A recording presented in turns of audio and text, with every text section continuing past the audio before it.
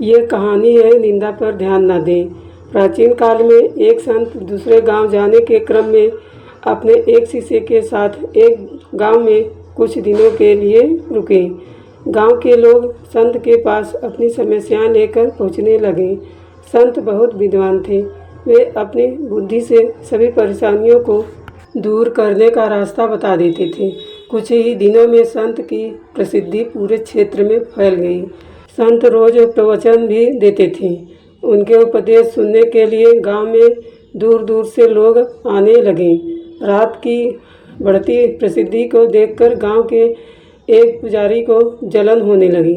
वह सोचने लगा कि इस तरह तो उसके भक्त भी संत के पास पहुंचने लगेंगे। पुजारी को जलन की वजह से संत को शुभ मानने लगा था। पुजारी ने संत की छवि खराब करना शुरू कर दिया। वह गांव के लोगों को कहने लगा कि ये संत पाखंडी है और लोगों को मूर्ख बना रहा है। पुजारी के कुछ साथी भी इस काम में उसका साथ दे रहे थे। एक दिन संत के शिष्य ने गांव में अपने गुरु की बुराई सुनी तो वह क्रोधित हो गया। शिष्य तुरंत ही गुरु के पास पहुंचा और गांव में हो रही बुराई के बारे में बताया। संत ने शिष्य की बातें सुनी और कहा कि हमें इन बातों पर ध्यान नहीं देना चाहिए। अगर हम उस पंडित से वाद विवाद करेंगे तो भी बातें चलती रहेगी।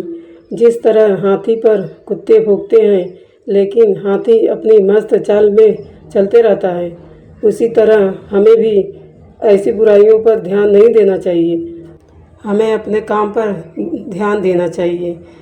यह ज़रूरी नहीं है कि हर व्यक्ति आपके पक्ष में हो।